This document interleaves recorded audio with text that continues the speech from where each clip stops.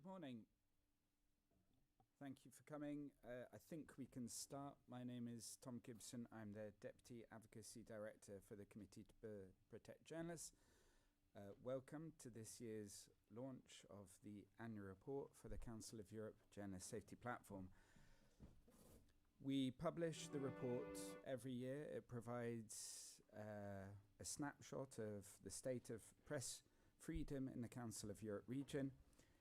In 2025, we've seen a continued rise of authoritarianism in a number of Council of Europe member states in context of major backsliding of the rule of law, in which journalists are under attack as they've sought to work and report, including providing coverage of protests.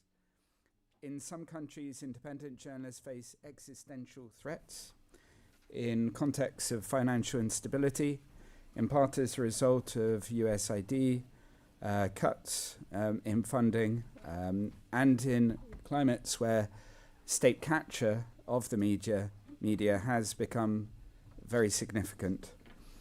And also we see some governments seeking to criminalize the work of journalists through restrictive legislation. Efforts by the European Union, including the European Media Freedom Act, and by the Council of Europe, including its plans for a democracy pact, have been welcomed by the platform partners, but these efforts need to be supported by real political will. Some member states are responding, as noted in the report, to the measures facing journalists, but long-term support is needed, including funding. In this year's annual report, we note that on the one hand, some member states are seeking to protect journalists by setting up concrete national measures, including national action plans. However, on the other hand, other member states are deliberately seeking to silence critical journalism. So the annual report does serve as an opportunity for us to come together and collectively outline some of the important trends, cases and concerns. We've seen an ongoing rise of posted alerts, a quarter of which are on physical safety and integrity of journalists. We look at conflict and repression in some problematic countries, including Belarus, Georgia, Serbia, Russia, Turkey, and Ukraine's Russian-occupied territories. In Ukraine, the report covers the risks faced by those in the conflict, those journalists covering the conflict. And on occasions, what we've seen is fatalities of journalists. We also note the case of Victoria Roshchina, whose body was returned to Ukraine in February 2025 after being held in Russian detention and subject to torture.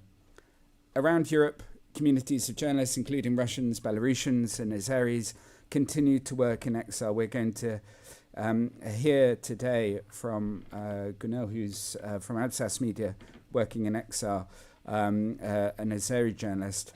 And we're going to also discuss the question of transnational repression. Around the Council of Europe region, scores of journalists are in prison. Continued impunity contributes to censorship in many contexts. And in the EU, we're going to be watching the potentially conclusive judicial proceedings in Malta and Slovakia this year regarding the murders of both Daphne Caruana Galizia and Jan Kuciak.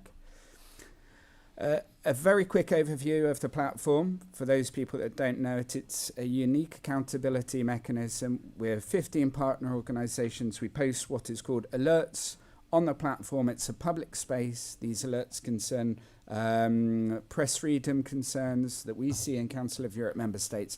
And member states have to respond in writing to our concerns. But we want them to respond with information that shows that they are seeking to provide remedy for the individuals concerned.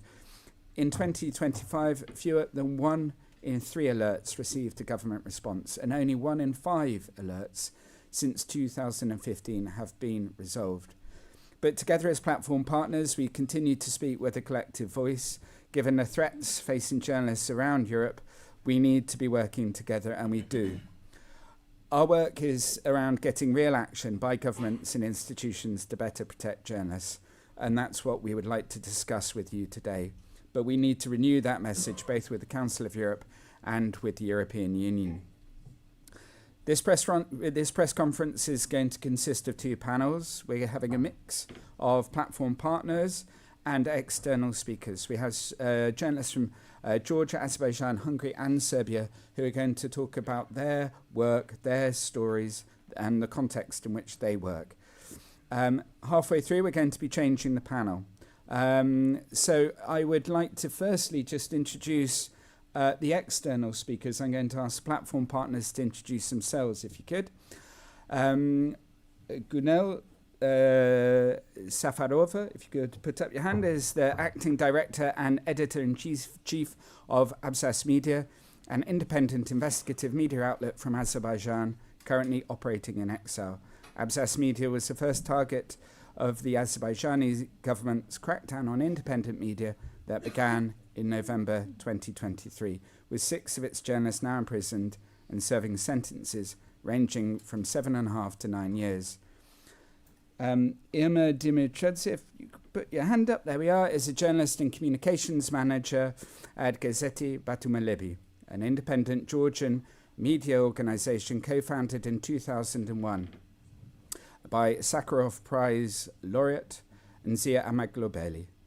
Previously an investigative reporter since 2025, she has advocated internationally for Georgian press freedom and for Nzia's release from prison. Nzia Amaglobeli is the country's first female journalist to be imprisoned since independence in 1991. This is our first panel. We're going to be looking at the question of safety, pressure and vulnerability of journalists. I'm going to hand over to our first speaker, Nick, if you could introduce yourself. Thank you. Hi, good morning. My name's Nick Williams. I'm the Policy and Campaigns Officer at Index on Censorship. So first off, I mean, we'll hear all morning about how the threats to journalists has evolved, has developed and has entrenched, unfortunately, across the region. But unfortunately, one of the tragic consistent points is Russia's unlawful full-scale invasion of Ukraine, which has entered into its 5th year. So since the beginning of the invasion, 21 journalists and media workers have been killed. Tom has already mentioned Victoria, who Index were honoured to have published prior to her murder. But you know, we have a lot of journalists who have been killed, predominantly obviously in Russian-controlled areas. However, that is not limited to that. And what we have seen is, as the conflict has evolved through the use of UAVs and drones, we're also seeing this as a new frontier of threats to journalists, the use of drone strikes and killing or injuring journalists. So, for example, 4 media workers, including a French photojournalist and 3 Ukrainian journalists, were killed in a drone strike. A crew with the German media company Welt were attacked by a drone in the Dnipropetrovsk region.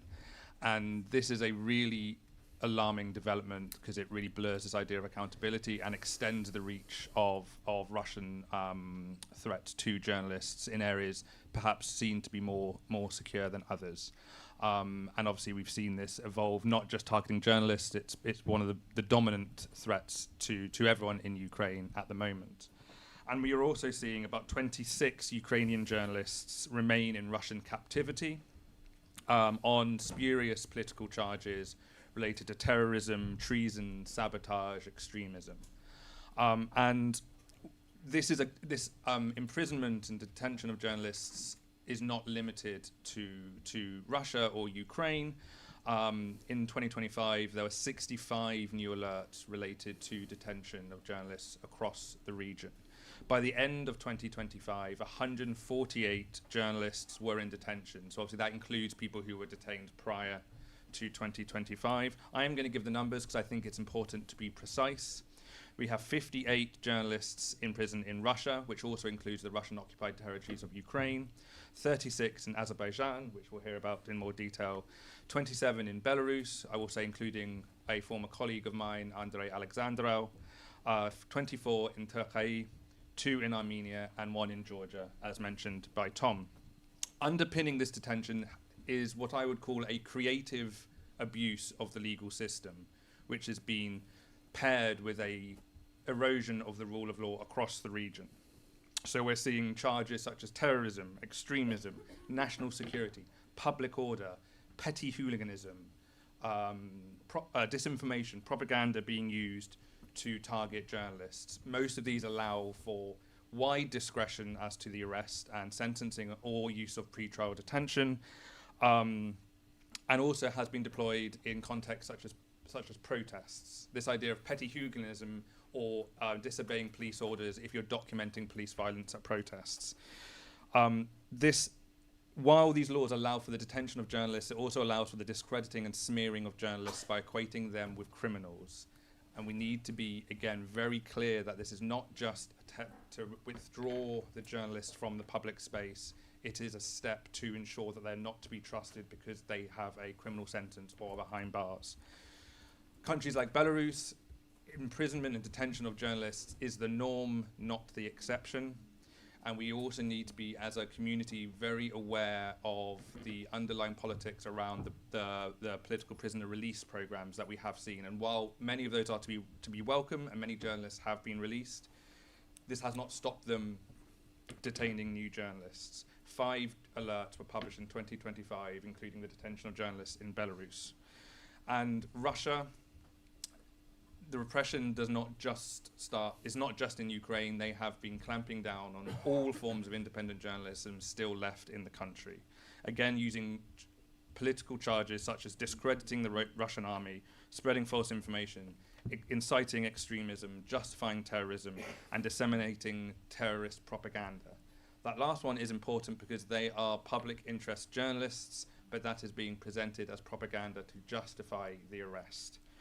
And Azerbaijan, I won't go into too much because Gunel is far more of an expert than I, but they've started using currency smuggling charges to predominantly focused on funding from Western donors to criminalize journalism. And this is what I mean by creative legal abuse, is states that have no independent judiciary, no independent legislature, are able to abuse, warp, manipulate laws on the books to target journalists. And we've seen this, unfortunately, across the continent, and there's not been a robust process by which these can be countered and opposed and changed.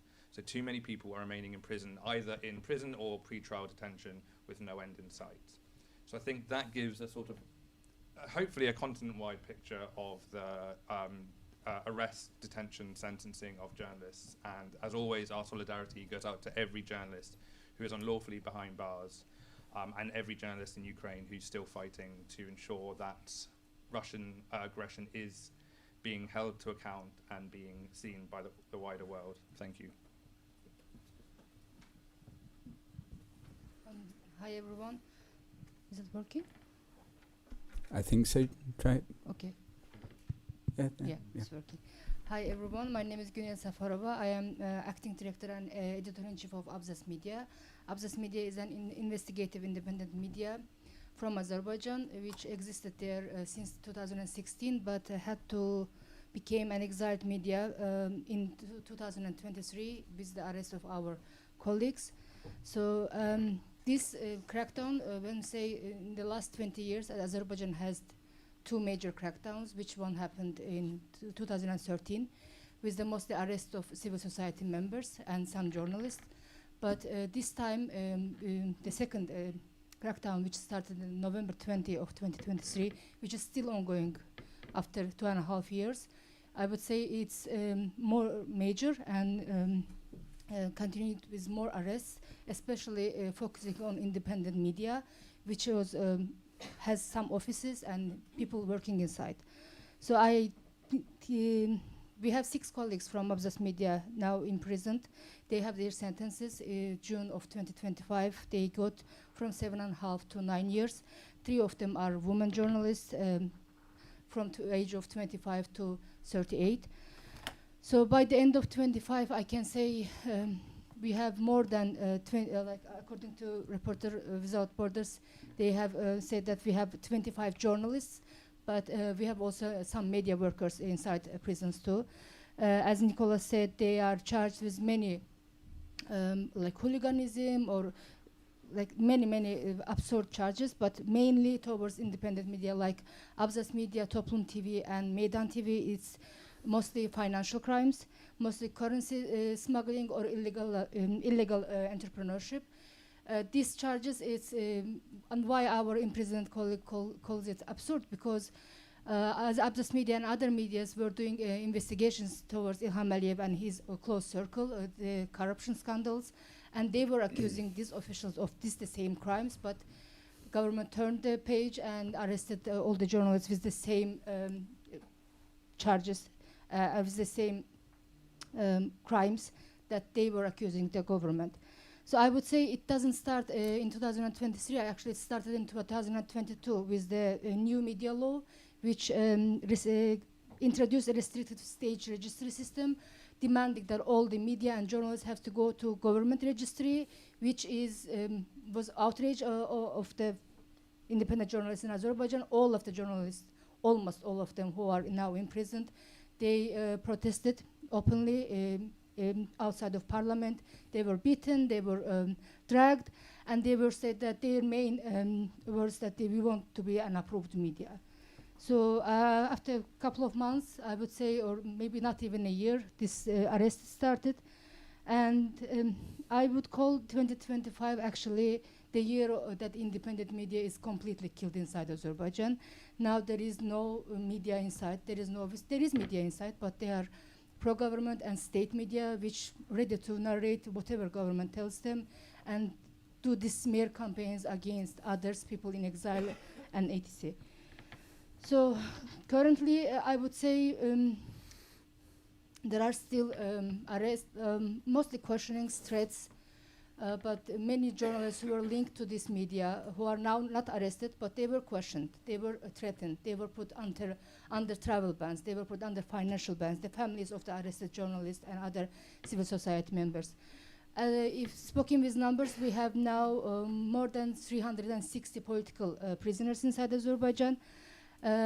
But I would say these 2 years, government tried to silence the journalists by arresting them or closing or raiding their offices. But the arrested journalists started writing from inside the prison, started reporting. And this ended with the retaliation against them, especially against 9 women journalists that we have. Azerbaijan is the 3rd worst woman jailer in the world. We have 9 women journalists inside. Our colleagues from Abzas Media, Sevinç Vagif Kızı, Nergiz Absalomova and Elnara Gasimova, they still continue doing their investigation or writing what is happening inside prison system, the corruption scandals inside the prison system, and the wardens, the officials working there. And as a retaliation, they were moved to 3 hours from Baku to remote Lankaran prison. And their families had to go like 6 hours every 2 weeks just to see them. And this is not even ending. Their family members are checked very absurdly, I would say. They are checking the inside of their shoes. They are checking even inside of the ring of their mothers. Just maybe they will smuggle some notes from there. And lastly, the recent story happened with Meydan TV women journalists. They were in the court, the ongoing court process. They are very vocal about it. They are calling out the absurd charges, and they are still writing and reporting from inside the detention center in Baku. Because of that, recently 20 wardens came to their rooms. They searched everything. They abused them. They threatened them. So, and even 2 women journalists, Aysel Umudova and Ulviye Ali, also arrested with a Meydan case. They faced sexual harassment towards them. So I would say the situation has not changed. It's getting worse. But one of the main reasons that it is getting worse, I think it's because Azerbaijan, as a member of Council of Europe, doesn't do its obligations. We have to work from exile for Azerbaijan with the threats itself, because the transnational repression continues. Now, Azerbaijan government started to arrest warrants or surveillance or even in absentia arrest towards exiled media members and civil society members. So some are charged with 6 years, some are charged with 16 years in absentia. So transnational repression is expanding. I would say this ongoing crackdown is not temporary. It's a structural transformation of the system. They want total control, and I think year by year they are reaching it.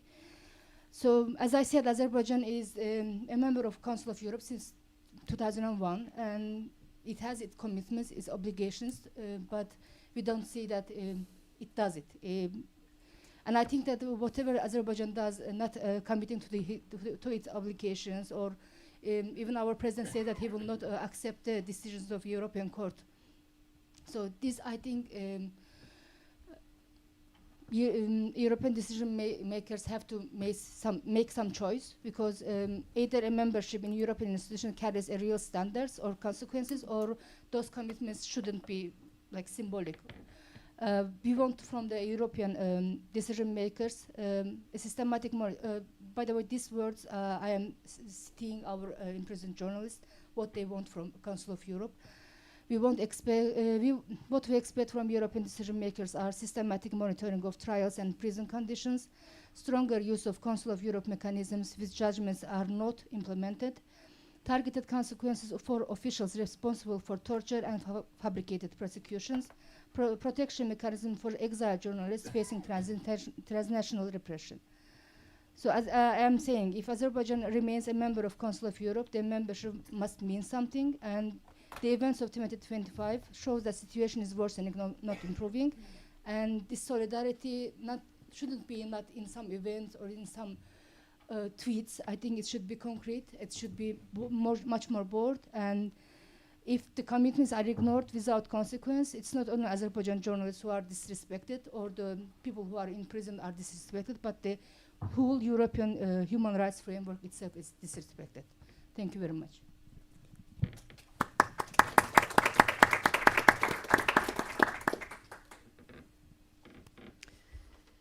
Good morning. I'm Julie Merzak. I'm the Reporters Without Borders representative to the EU institution, and I'm going to talk about risks to journalists reporting on protest and threat faced by women journalists.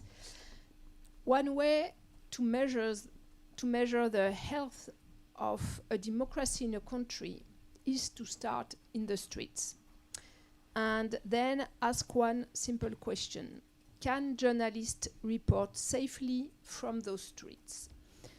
Across the Council of Europe region, the answer in 2025 was too often no. Street protest on the war in Gaza, the climate crisis, corruption, contested election, or attacks on the rule of law have too often become dangerous assignments for journalists.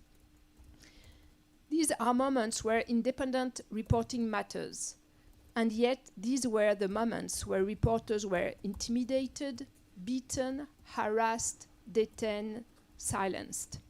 In 2025, alerts related to physical attacks on journalists during protests were recorded in at least a quarter of the countries covered by the platform. The highest level of these attacks were documented in Georgia, Serbia, and Turkey. In Turkey, after the government banned public gathering following the arrest of the Istanbul mayor and presidential candidate Imamoglu, at least 12 journalists were physically assaulted by police between 21st and 23rd of March. And then on 24th March, at least 11 journalists were detained during early morning raids on their home. In Georgia, journalists covering protests faced also repeated attacks by police throughout the year, access blocked, equipment damage. And in Serbia, journalists were attacked by police officers and the ruling party's supporters during protests that followed the fatal canopy collapse in the Novi Sad railway station. Several journalists were attacked despite clearly identifying themselves as press. And the risk became so serious that the Independent Journalists Union began distributing safety equipment for reporters covering domestic protests in an EU candidate country that should alarm us. Attacks linked to protest coverage are not limited to non-EU countries. Attacks were recorded in Belgium, Bulgaria, Croatia, Cyprus, France, Greece, and Romania. We're also seeing another trend, preventing international journalists from covering protests. Georgian authorities denied entry to an Italian journalist and a Swiss photo reporter, and Serbian authorities denied entry at the Serbian border to several journalists. Blocking access may be a quieter tactic than physical violence, but it serves the same purpose, preventing the public to see and understanding what is happening. Moreover, journalists who show solidarity with their colleague risk retaliation. In Georgia, the host of the main news program of the Georgian public broadcaster was suspended after and later dismissed after expressing solidarity with her jail colleague Mia Amagobleli, and after criticizing the lack of accountability for the police excessive use of force against journalists. Similar threats have been documented in Serbia, as journalists were dismissed after showing their solidarity with protesters. The message is clear. Report and you risk violence. Speak out and you risk losing your job. Governments have a responsibility to ensure that journalists can report safely on protest. They must establish clear protection protocols. They must properly train police forces. They must conduct independent investigation into every attack, regardless of the perpetrator. And the Council of Europe must ensure that its standards are not just words, and that its recommendation on the protection of journalists is implemented, monitored, and enforced. Now let me turn quickly to another important issue, the situation of women journalists. Journalists are regularly targeted both online and offline, but women journalists face a combined risk. They are attacked on the basis of their professional activities, but also their gender. In 2025, for the first time, the annual report looked specifically at their situation. Women journalists are routinely subjected to threat of rape, misogynist abuse, stalking, death threat, and doxing. Such attacks may lead to self-censorship and push women out of the public sphere. It reduces the presence of women's voices in an already male-dominated media environment.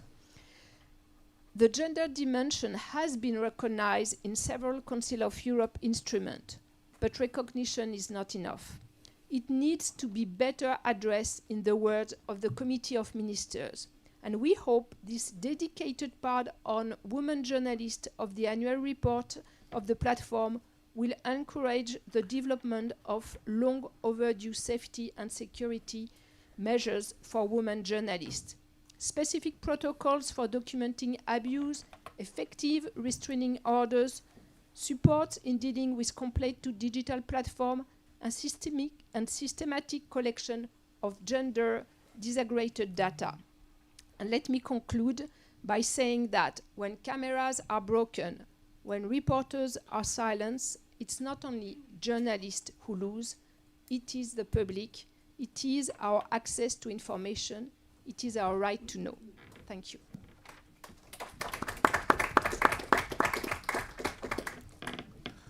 Good morning. So I think when we speak about Georgia, it's quite good case study and quite a good example of how a country could go down on every sort of democratic institutions and democratic values very quickly. Because Georgia was somewhat flawed, but still democracy until quite recently.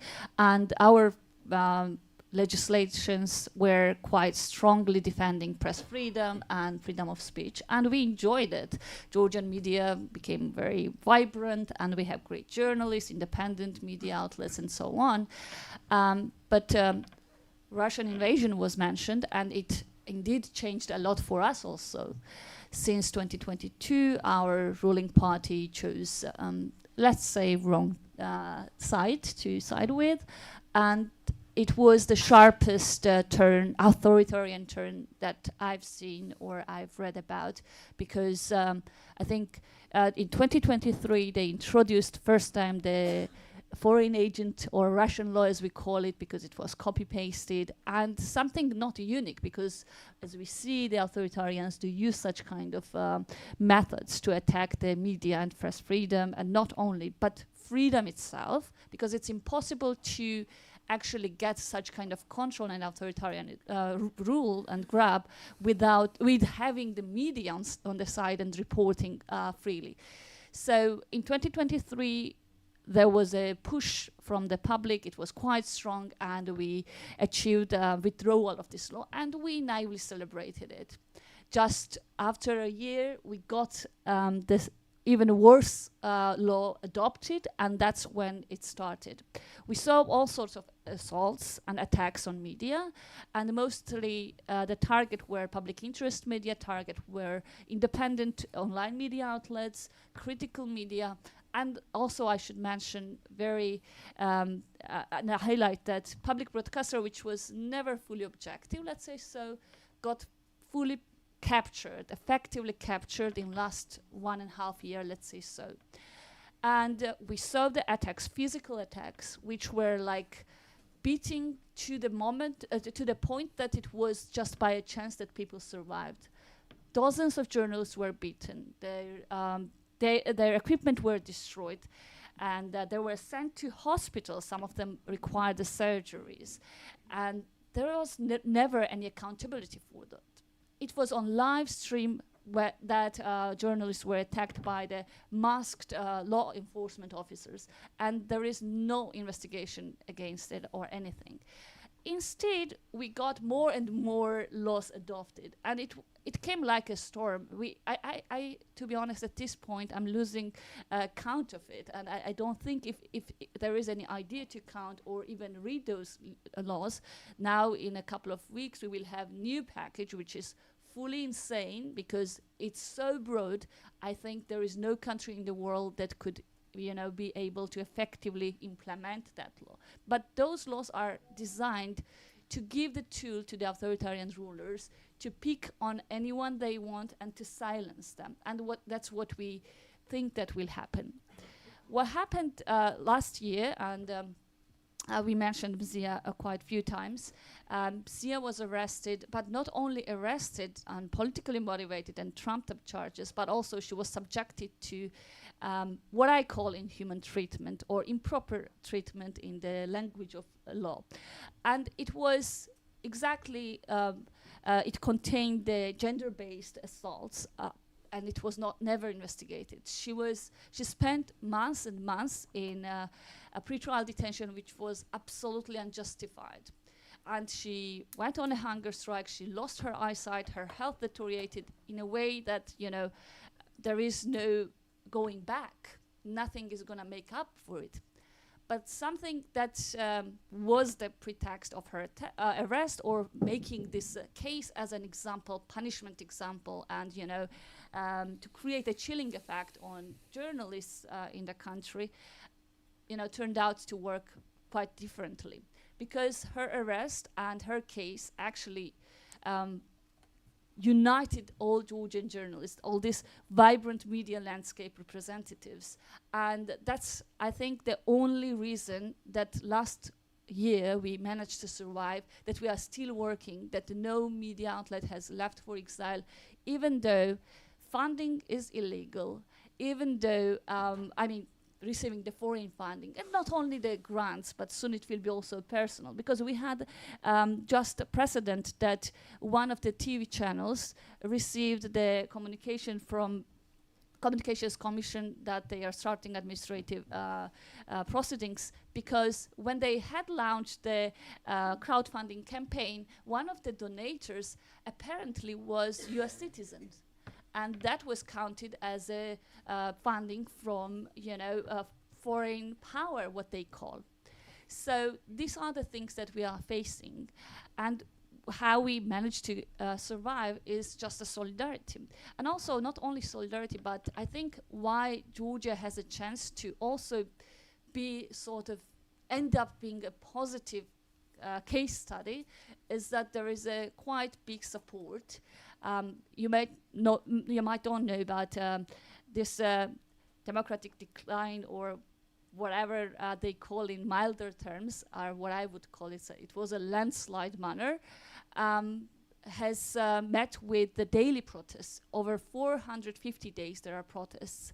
And there is a quite big solidarity towards the journalists, even though country is quite, most of very high numbers of population live in poverty, and there are lots of crowdfunding campaigns. The journalists and independent media still get some support, and what I want you to imagine is that after all this crackdown, after arresting people just for standing on the pavement during the protest, after journalists being fined of thousands and thousands of Georgian laris for covering the protests, after having journalists sent to administrative detentions for covering the protests and standing in the street, this January on the 12th, which marked the 1 year of Mzia's arrest, we had one of the biggest march. And this march was not only the journalists, but also regular citizens who marched for her, who marched for freedom of speech and for the journalism. There is a support, but of course there is also propaganda which is working against, and there is a power which is working against all of it. And I think it's so much, when I was listening to Gulnoza, when you come to those panels and conferences and talk about and share your pain and share your struggle and try to explain, I sometimes get frustrated because I see from I'm not a politician, or I never learned the law, but I see that there are tools, there are possibilities for decision makers, for politicians, for everyone to really change this. And probably we must also demand these changes even louder. And I want to see such kind of solidarity that we have seen in Georgia among the journalists to become it even more global. Because it's not about Azerbaijan or Russia. You are listening and you will hear many other countries also. And you will see that this is a growing trend, and this can affect anyone if it is not stopped before getting to your doorsteps. So probably that would be my call today, because we don't know what will happen. For example, I want to say this because the legislation that I mentioned makes every sort of transaction from foreign citizen or foreign organization a grant which needs a pure permission from the government, which if it is not got, that you will be subjected to the charges which could lead up to 6 years imprisonment. And when I was coming here, the organizers asked me about, what should I do? Because obviously we barely get minimum amount of some salaries or something that we can live week to week, day to day, and I wouldn't have the funds to fund myself to go to conferences. And I was like, let's do it, because you can buy me tickets. I'm coming there to speak for freedom of speech, for journalism, and I decided to stop, being that cautious or whatever you can call it, because at this stage, I think it's a very critical moment. If we would step back, or if we would continue to, try to find the loopholes, they will find something else. There is no oxygen in Georgia anymore for journalists. Now I want to advocate for. I don't think that there is a realistic chance of, bringing Georgia back to EU integration path or the democracy and so on. But there are things that we can do. We can fight for getting some of the laws at least milder, or revoked, get some of the prisoners at least released, because Georgia now has more political prisoners per capita than Russia does. So I'm fighting for it because I don't want many of you here who represent the better countries to have to fight for it tomorrow in your countries. Thank you.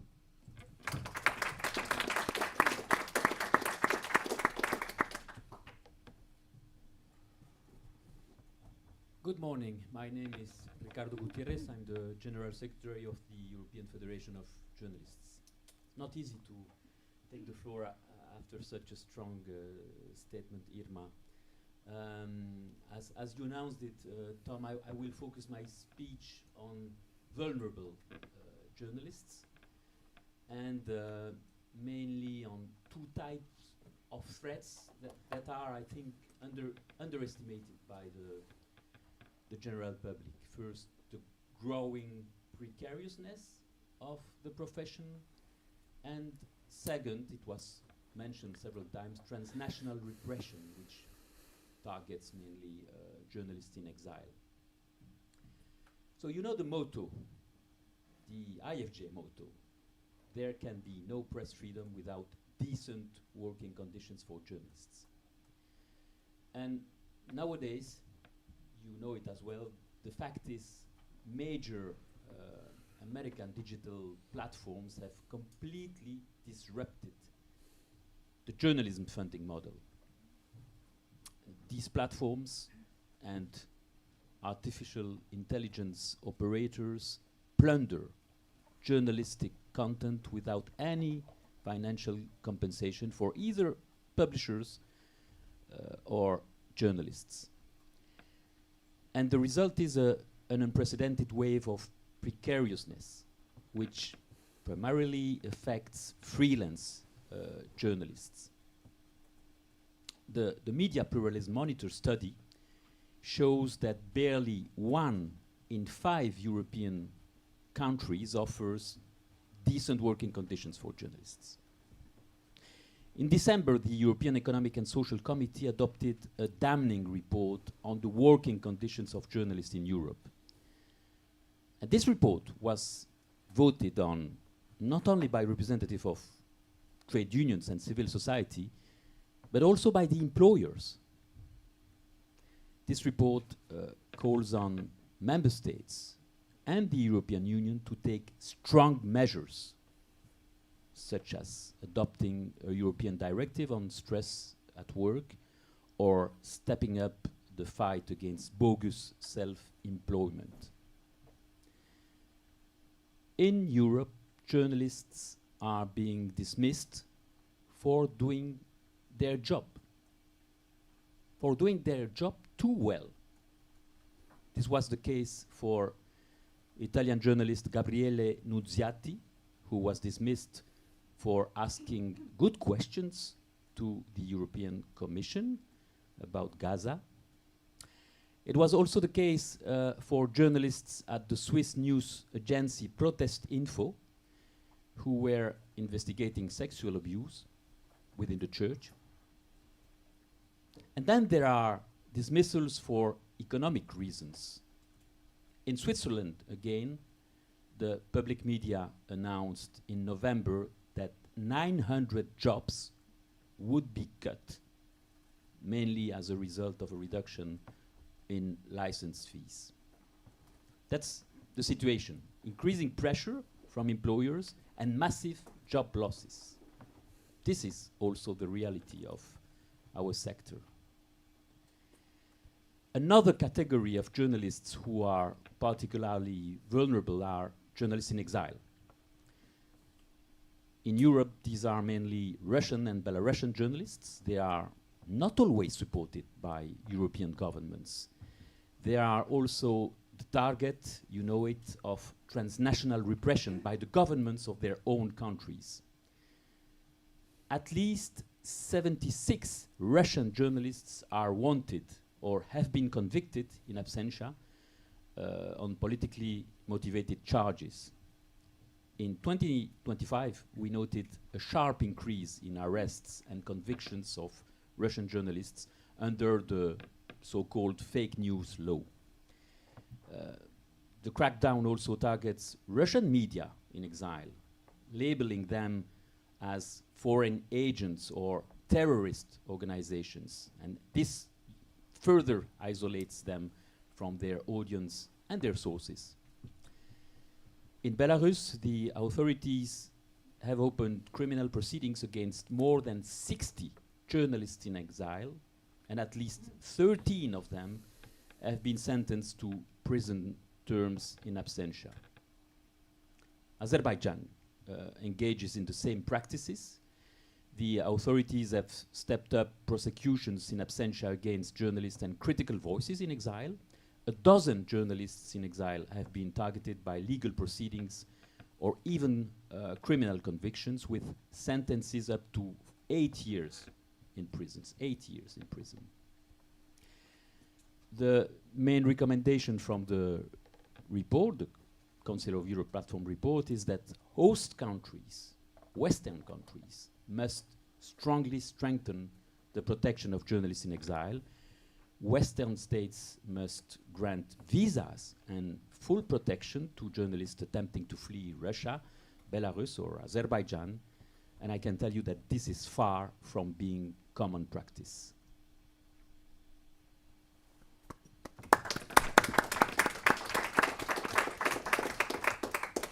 Thank you very much. Well, we're going to move to questions now. Before we get some questions from the floor here, I just want to remind people online that there's a chat box. If you're watching on the YouTube function, you can go to the chat box. Please do put your questions there. Tell us who you are, what country you're from, or you're currently based in, or you're working from, and I'll receive them and I'll direct them to the panel. I'd like to also, Gunel and Irma, just thank the external speakers again. You know, as platform partners, we really want to salute the courage, the stamina. We want to acknowledge the stories that you've told so that policymakers in Brussels and Strasbourg not just get to read the report, but also to really get to understand the human side behind what's going on in terms of this backsliding. Now I'm going to open up the floor to questions. Again, I would invite speakers to give a very quick introduction, but try to keep your question short and also to direct it to people on the panel as well, if you can. Georgi. Yeah, thanks, Tom. I don't need unless it's necessary for the... Hold on. For speakers, we need a raving mic. Thanks. Okay, Tom. Maybe my question goes also to you. My name is Georgi Gotev. I'm the editor of EU Alive, and EU Alive focuses a lot on countries in the periphery of the European Union. In that sense, I would like to thank very much Irma and Gunel for sharing your very, I would say, painful experiences. Of course, this event is organized in the framework of the Council of Europe, but we are in Brussels, and that's also the capital of the European Union. So my question is, where is the European Union in all this? You mentioned, Tom, that the United States under Donald Trump has drastically cut its financing for media. What does the European Union do? I mean, we hear a lot about democracy shield, but that's a beautiful description of something that is not very clear. It's maybe pie in the sky. I mean, what's your take? And I would invite also Ricardo, Nicholas, everyone, Julie, to comment on that. Thank you. Thank you very much. If we could take a couple of questions from the floor, so that we can have a set of perhaps 3. Do we have another question from anyone? Okay, in which case we also have a question online, which I don't know who it's from, but I'll direct it in your direction. What do you expect European institutions to do in the case of Georgia? So if you have a little bit of time to think about that. Julie and Ricardo, I'm going to respect my position as moderator not to respond to Georgi's question. I perhaps can at the end, but Julie, let me hand over to you. What can the EU be doing better to protect press freedom? Well, I think it's clear that the EU is not doing enough and is not, I think, at the at the level of the expectation we have. They're too afraid of losing these countries and that these countries drop on the Russia side. But I think that's an illusion to think that it will reduce this risk, which is already happening, by trying to accommodate Vučić and the political leaders in Georgia or in Serbia.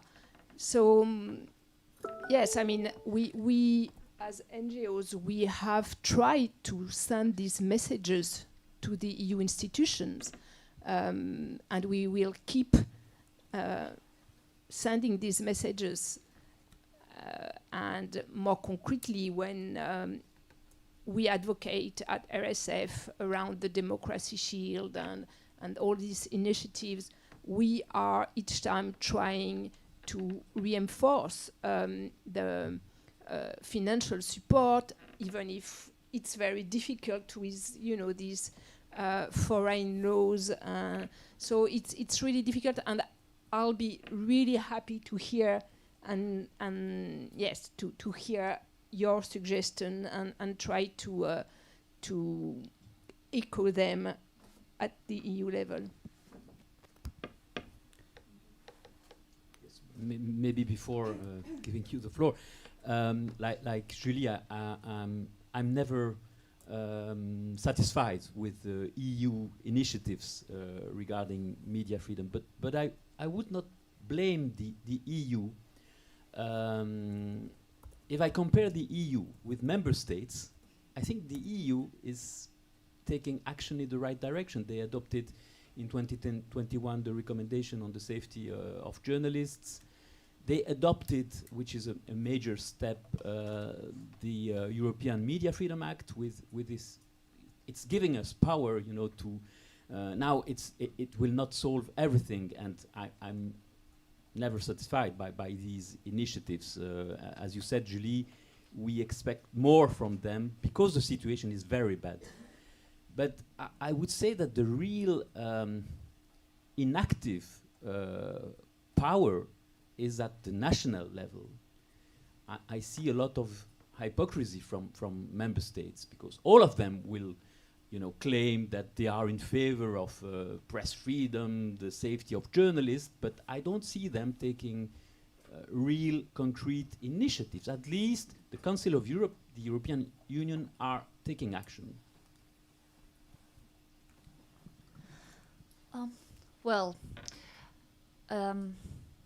The thing is that I think most important, the EU, and not only the EU, but we all have to realize and understand and put in action that today, as the assaults from authoritarian forces are getting stronger and very much targeted and very much, smarter, we need to respond properly.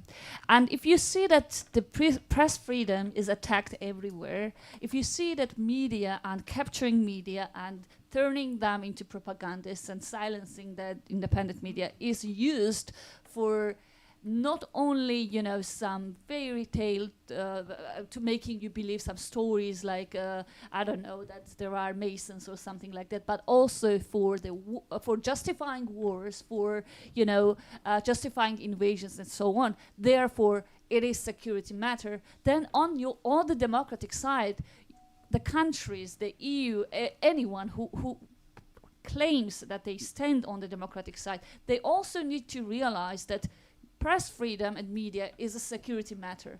And when it is a security matter, you need to take it seriously. You need to have serious actions about it. I understand that there are some rules, that some countries can block some decisions and so on and so on. Rules are made by people, and therefore you can make the new rules if you see that you are stuck in somewhere. Because now we live in this world where, you know, we are losing. The democratic part of the world is losing one after another, country after another. So just very simple, concrete actions could be made. In case of Georgia, for example, what I can remember now is the recent sanctions from the UK, which is not part of the EU anymore, but how they sanctioned propagandist TV channels in Georgia, which are indeed producing and, you know, fueling Russian propaganda. And it was a quite strong attack, I mean, strong targeted action, and it sent a signal. There are the things that you can do. You know, I understand that there are some other things in the world also, that leaders have to shake hands with some people, but when you go and shake hands with someone because you have to, because of other things, then make this handshake in exchange of something for you as well. You know, I'm not here to teach the politicians their job, but maybe they need to learn not their job, but being a little bit more brave. Because if not, then we are losing everything. And also, it's not only about Georgia or Azerbaijan or other countries. In the EU countries as well, supporting media and realizing that it's a public interest thing, like all independent journalists are doing public interest journalism. And it is all part of the security matter. It's all part of what kind of tomorrow we will have. And if there will not be media, doesn't matter if it will be because they went bankrupt because of the giant tech and were not able to continue operating, or if it was the, you know, a government attack on them, or whatever it was. So we need some, you know, more holistic approach on that, but on time, for the God's sake. Like, we are here, and together with Mzia also, Andrei was awarded this year, which I was very grateful for, the European Parliament, because they give us the platform to speak. Andrei, who is imprisoned for over 4 years now, and he will continue to be imprisoned. He didn't see his son growing up and so on, and there are so many of them. And yeah, it's good, and we talk about their heroism, but heroism doesn't change only things if we don't act, if we don't get at least 1/4 of their bravery in action. Aidan? Hi, my name's Aidan White from the Ethical Journalism Network. Look, congratulations on the report. I think it's really important what's being said here. What worries me is that there is a need to build a coalition of forces in order to take the messages and the recommendations that are coming out from this panel and from this report to make it into a much wider movement. What concerns me is that I often see these really important initiatives and these important demands really, the press freedom groups do a fantastic amount of work. The journalist groups like the EFJ are very important, but we need to see the engagement of far more civil society groups and so on. There's a massive crisis for communications. There's a lack of trust publicly in not just media, but actually in public institutions and so on. You know, how do we take this from a rather niche debate and discussion and try to convert it into a far more important wholesale debate and campaign in which all corners of society are involved? And I think this is a massive challenge. I know I was involved in work trying to do this years and years ago. It remains the challenge today. What more can we do to build that? For instance, where are the employers? Where are other media players? It seems to me we need to expand the network, make sure we are involving all the stakeholders that really matter. This is a very good question. Nick, I can see your hand up, but we're just going to see whether or not we have 1 or 2 questions before we wrap up this panel from the audience. Oliver. Thanks very much. I'm Oliver Moneycurl, a former member of the panel, now freelance media consultant. I mean, quick question to Irma. You mentioned earlier about calling on European journalists, global journalists for more solidarity. What does that mean in practice to you? What really are you asking from us all? I think I would like to direct Aidan's question, Nick, if you can answer that. And Gunel, I would also like you to respond equally to this question about solidarity, because I think we're talking both about Georgia in crisis, the journalists on the ground, but also I think a group of people that is often overlooked is the question of exiled journalists. So again, if you can talk perhaps around what you need in terms of solidarity. But firstly, Nick, this is a great question. What can we be doing better in terms of wider outreach? Yeah, I'm also going to merge it to something Ricardo had mentioned earlier, back to the original point as well, is that when we're looking at, I'm from the UK, not involved, obviously not a member of the EU anymore. There is a huge problem with, right now we have an unprecedented number of journalists working in exile in Europe, and not just from other European countries. You know, we have people from Afghanistan, Iran, Rwanda, India, Russia, you know, in Europe, and they're not receiving the security that they need. You know, setting up newsrooms in exile is a time-intensive, costly process. And at the time now, like the UK is just talking about limiting refugee status for 30 months. That's not good enough to be able to set up and function to working in exile. And this is a role for every member state and every country across Europe to ensure that exile journalists are able to work. And I think there's always a big missing part of the conversation if we're not talking about exiles and people working in third countries in Europe. In terms of, I think there is a real problem with a lot of these initiatives sort of getting outside of this bubble. I've had a number of concerns with some of these initiatives, well-meaning, but they need to speak to, you know, to like media's readership, the wider community. There's some really good examples in the UK of media organisations working very closely with civil society, you know, sort of in terms of their investigation or their impact reach. We work on the UK Anti-SLAPP Coalition, and we work a lot with journalists, but also targets, community groups, women's groups, things like that.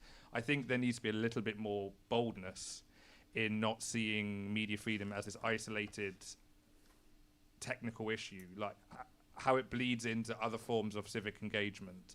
You know, there's the seeds of things, the Journalist Matter campaign, the Council of Europe doing a lot of really interesting things, but still very much speaking to the converted. It needs to look at how we can reach, as you say, employers, unions, audiences, communities where there may be like news deserts.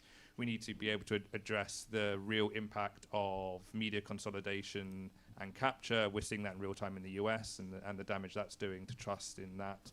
But also, yeah, media need to, you know, really look at how to rebuild some of this trust, but also advocate for themselves in a manner that shows that their work is really at risk and everywhere. And this is not just in countries like Azerbaijan and Georgia that have maybe a more visible crisis point. This is also in countries that you'd see as more established traditional democracies, like in the UK. We have a large problem in the UK with media freedom, but it's not seen to be at crisis point. But it doesn't need to reach that point before we try to address these concerns. And you know, the media need to be more engaged. We need to see media as part of the democratic structure. It's not outside of that. It is in that, and it's a vital part of that.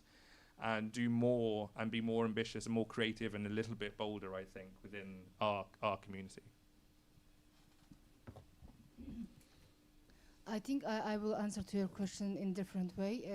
It was again 20th of November of 2023 when the crackdown started. Our founder of Abzas Media, he was arrested, and then his deputy Mehmet Kekalov, he was arrested. And at the time, our editor-in-chief, Sevinç Vakıfkızı, she was outside the country attending some event, and she willingly, knowing that she will be arrested, she took that plane and came back. And at the same day, she was arrested at the airport. Her house has been searched, and now she is serving 9 years in prison. When we talk about, and after their arrest, actually Abzas Media, as they were investigative journalists, they asked other journalists around the world to continue their work. And I think in this case, and I have been head of the Abzas Media for last 9 months only, and I can see that we are getting more and more support from other journalists rather than European bodies or some government. governments.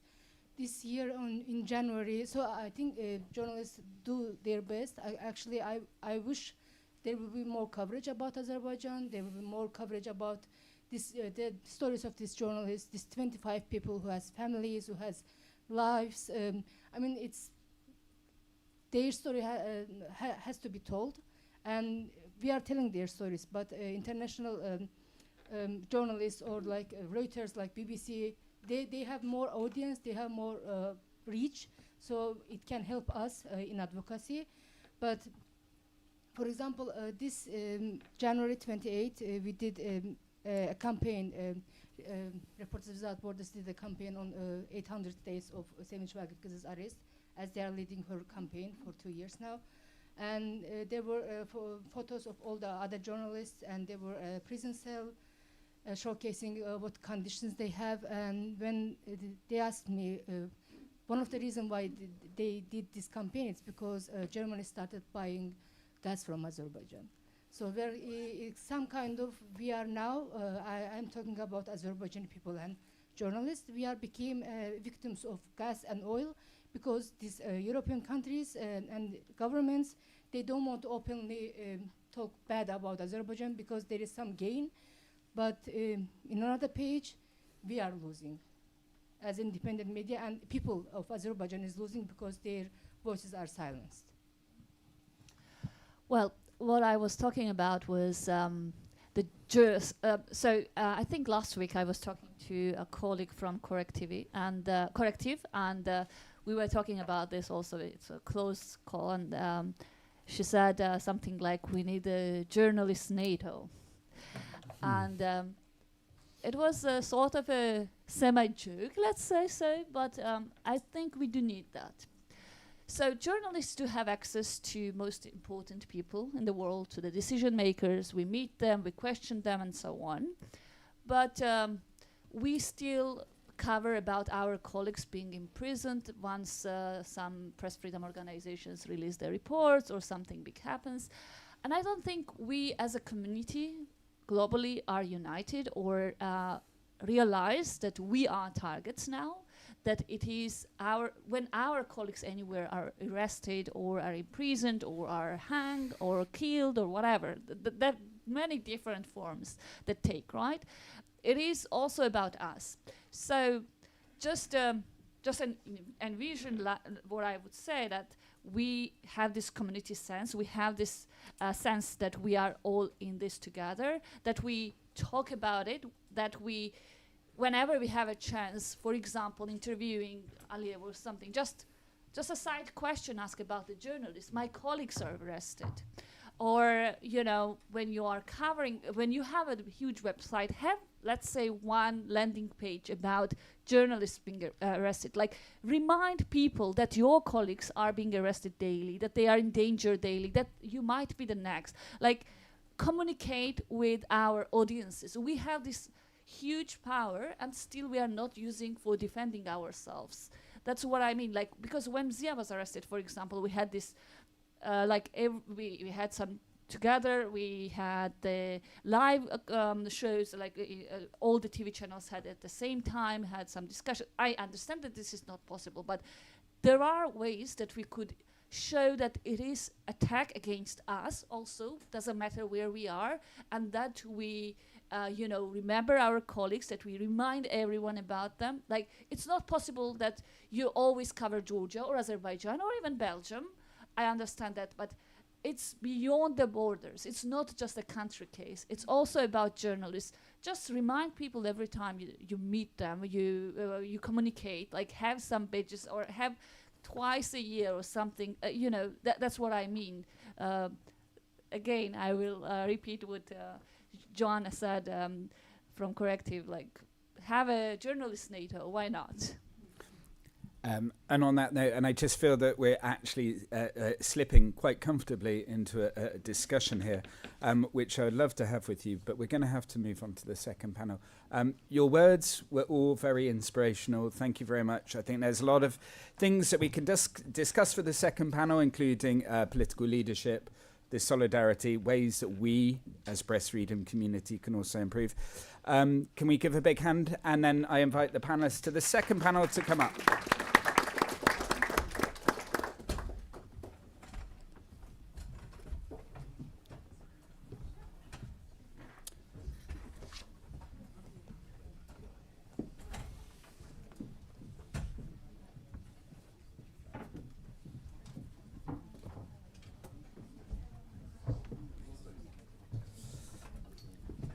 And we're going to move seamlessly into the second panel in order to avoid a break. The second panel is structural and legal threats to press freedom. As with the first panel, I'm going to introduce our outside external speakers. Dragana OBRADOVIĆ is the director of the Balkan Investigative Reporting Network in Serbia. Under her leadership, the Balkan Investigative Reporting Network has grown into the country's leading investigative newsroom.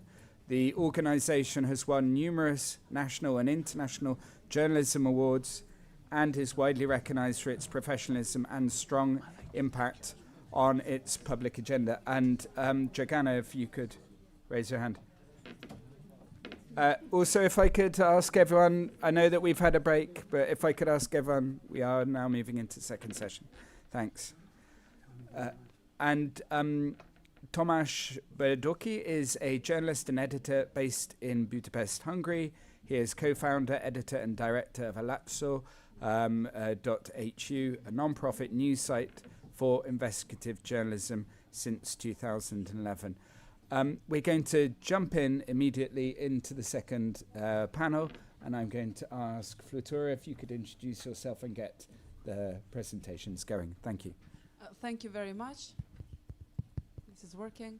My name is Flutura Kusari. I represent the European Center for Press and Media Freedom. I'll focus on criminalization of journalism through laws, on foreign agent laws, and also on SLAPs. This is the 7th or 8th report of the platform which we are issuing, and you will notice, if you compare it with previous reports, that we're paying quite a lot of attention to the legal aspects related to the work of journalists and media workers. And there is a simple reason for that. Legislation and judicial procedures, which are tools designed to protect people and ensure access to justice, are being abused by politicians and other powerful people across Europe to censor media. The report highlights how law is used to criminalize journalism through foreign agent laws, but also through other pieces of legislation where innovative provisions are contrabanded with the aim of using them against journalists. Abuse of laws and legal procedures has become the new weapon for bad actors across Europe to target journalists and civil society. And the question is, of course, why is that? It's because they are effective weapons. They're packaged as legitimate legal instruments, and countering them requires time, energy, expertise to fight back, but meanwhile they cause a lot of harm. Now, on foreign agent laws, all authoritarian politicians and those in power have one thing in common. They absolutely love to copy-paste each other's tactics to suppress media freedom. And sometimes I feel there is a competition between them who can copy faster. So what we know is that foreign agent laws started in Russia, and in a bit more than a decade, the governments of Hungary, Georgia, Slovakia, Serbia, Bosnia and Herzegovina have either already introduced or are about to introduce similar laws. And that's a very dangerous trend.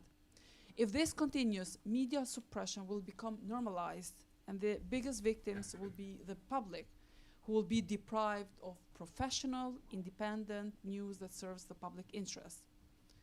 Now, we're told that these laws are to promote transparency in media fundings, but that's not the real reason. The reason is to attack and destroy media, journalists, and civil society actors. Labeling media as foreign agents stigmatizes them. It creates a negative image and makes them look as if they work for foreign interests against their own country. This undermines their credibility and worse, makes them legitimate targets for abuse, threats, and even attacks, which is my absolute main concern. That's why we need to act very, very quickly. We, the civil society, have a very clear task to document when such laws are introduced, and this is what we're doing. We must support journalists targeted by such laws with expertise and practical assistance, and advocate with national governments against such laws. But at the same time, as the fourth pillar of democracy, we can only document, expose, inform the public about what is happening. However, those in power, especially at international forums, cannot pretend that nothing is happening.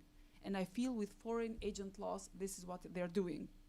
I believe it is crucial for the European Union, Council of Europe, and other international organizations to come together and at least initiate dialogue with civil society to find ways to respond more effectively to foreign agent laws. And if this does not happen, the damage done to media freedom across Europe will be very difficult to reverse. And foreign agent laws are not the only problematic laws. Other legislation has been documented by the platform that is being used with the aim of intimidating journalists. In Turkey, you can face up to 5 years in prison for sharing information considered false in relation to online data leaks. And who decides whether that is false or not is the government. In Russia, you can be fined for searching for content deemed extremist. Again, what qualifies as an extremist information, it depends from Russia. In Georgia, I don't have to tell much. We heard in details from Irma what is happening there. And then we have slaps. So we do know that slaps are a European problem. And in all our reports, we've documented specific cases of slaps in the entire continent.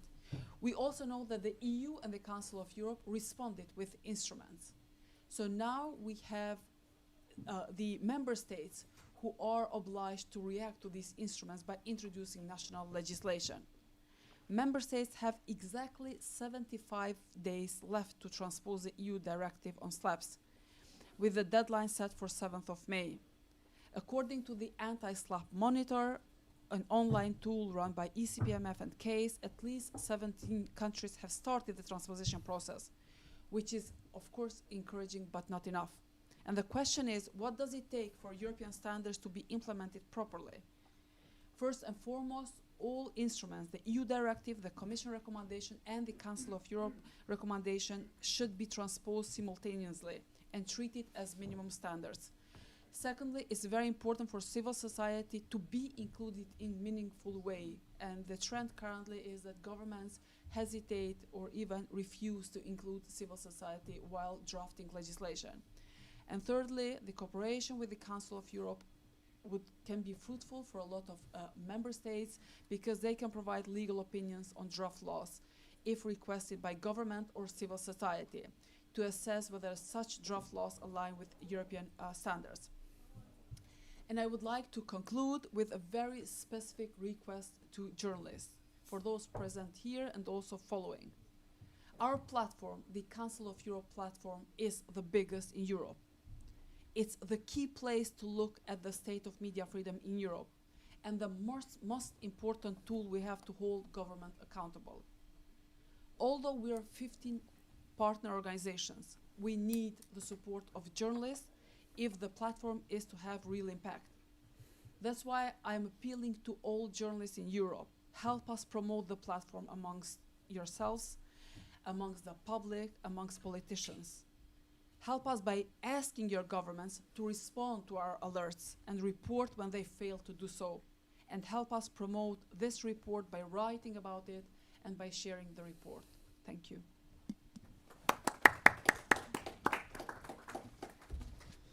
Well, good morning, and first of all, thank you for being here. My name is Jamie Wiseman, and I'm the Senior Europe Advocacy Officer at the International Press Institute, press freedom organization based in Vienna. As has been mentioned, this is the 10th year of the platform of the safety of journalists, and the 7th or the 8th report we've done. I would wager it's also the longest we've ever written, and I think that's because of the huge and growing number of threats that journalists are facing across the region. As we've already heard on the first panel, these are physical threats as well as economic pressures. As Futura has outlined, there are many legal threats as well, but also digital. And so the issue I'm going to be looking at right now is spyware, which is a major chapter we address in the report. The key finding of our 2025 report is that press freedom across Europe faces serious threats, and in some countries direct attacks from both traditional surveillance methods and of course advanced spyware tools by both state and non-state actors. So what I think many people think about spyware in Europe, our minds immediately jump to Pegasus, to NSO Group. A lot of us will have read about this and the major scandal that we saw in 2021.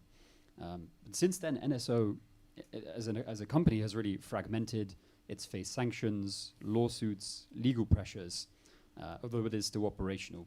And in its place, we've seen a really vibrant international spyware for hire industry flourish in Europe, which sells its technology to state bodies such as law enforcement and intelligence services, ostensibly, of course, for addressing terrorism and serious national security threats.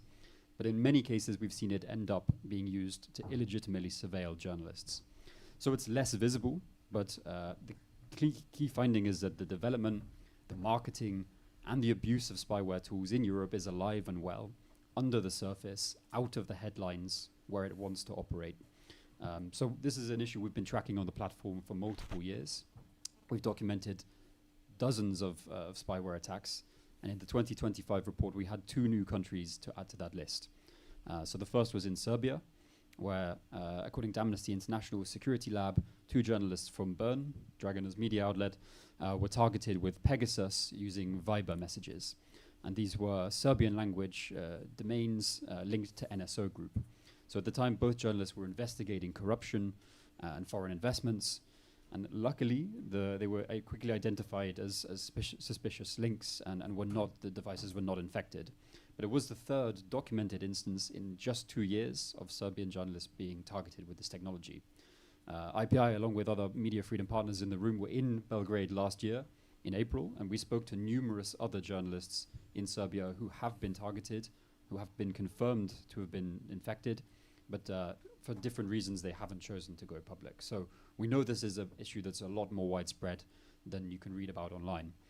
And considering that NSO sells its technology only to state agencies, as it says, and of course the domain was based in Serbia, there is strong evidence of state involvement in this case.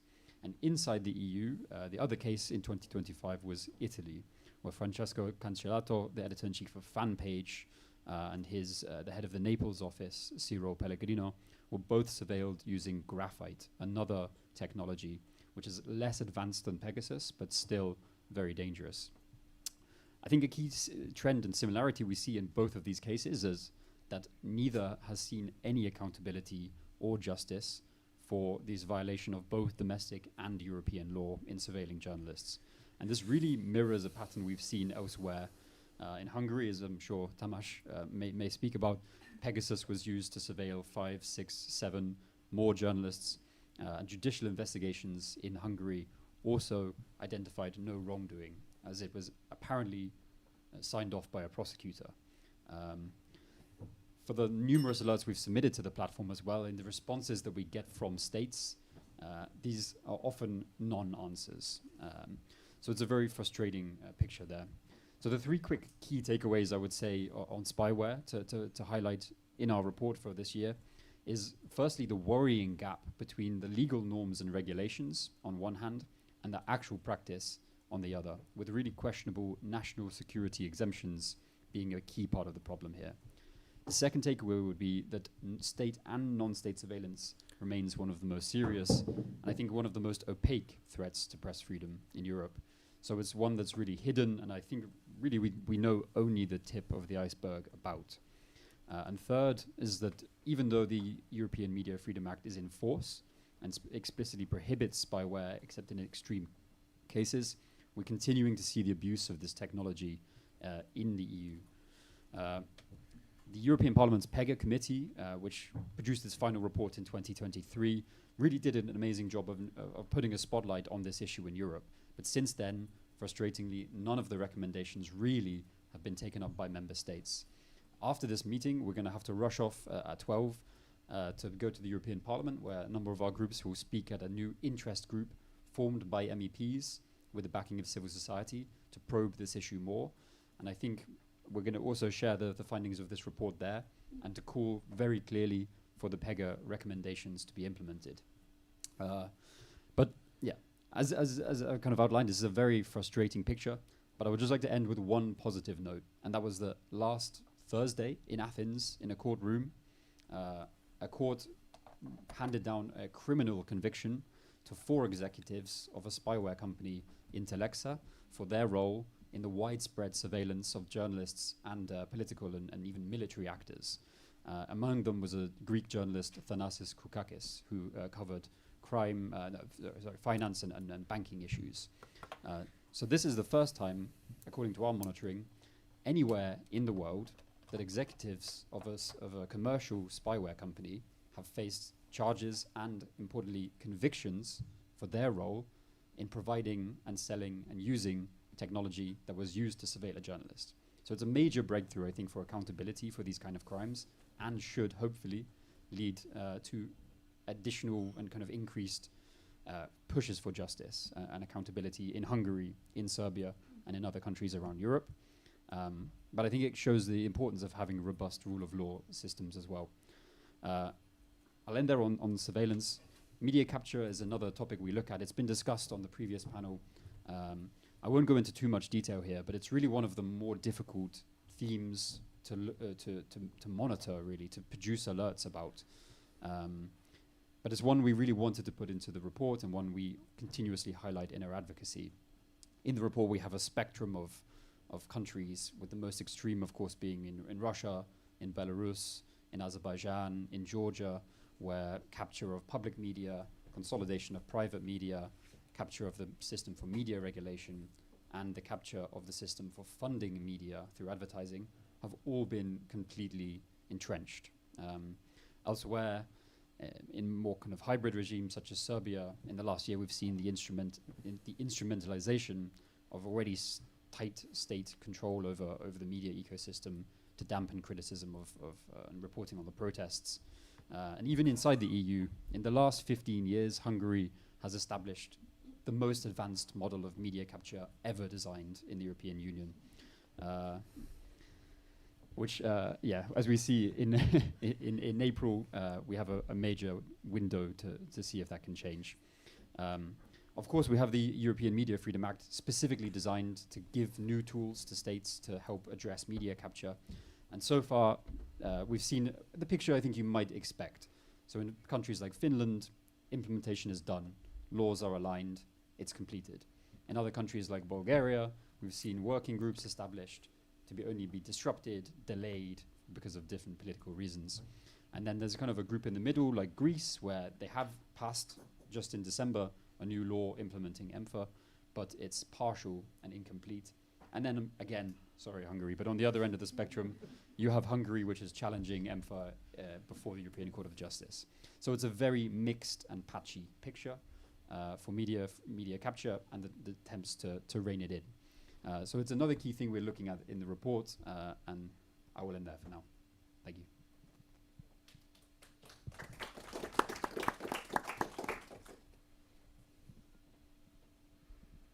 Okay, so as Jamie already mentioned that Hungary is a black sheep in the EU regarding press freedom.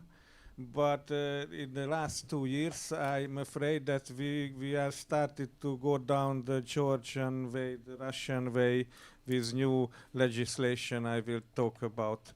But to sum up the situation in Hungary, the government is in power since 16 years now. From year one, they started to occupy media, to buy media, to consolidate media into a pro-government system. So the mainstream media system is totally captured. The public service media acts as the party media for the governing party. And there is a shrinking space for independent outlets who who are still critical of the government.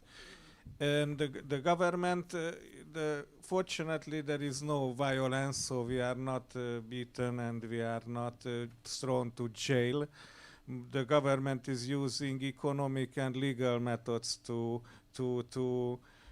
restrict press freedom in Hungary. And the economic method is to basically pour taxpayers' money into this waste pro-government propaganda machine, which is free to all and in push mode reaches all the citizens, while the independent media outlets are struggling to financially.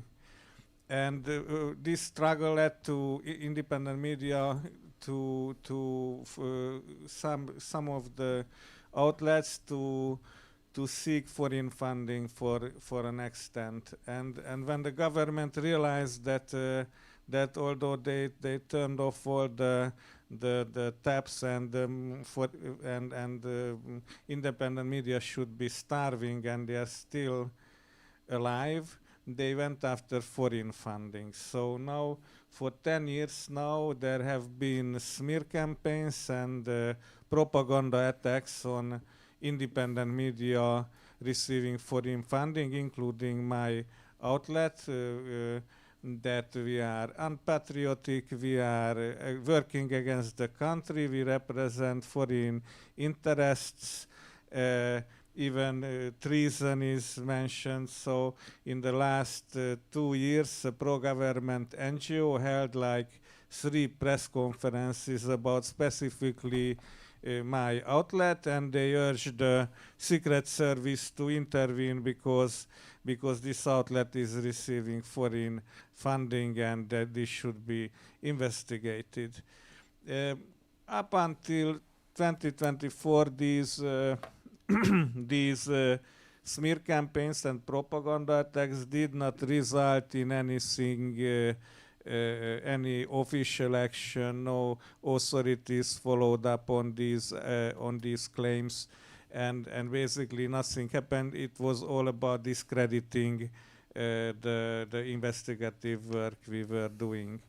But in 24, the Hungarian state decided to establish a new authority with a new law, the Sovereignty Protection Act, and they established the Sovereignty Protection Office, which is a state office, so not a pro-government NGO or not a media anymore, but it's a state office, so it's the next level of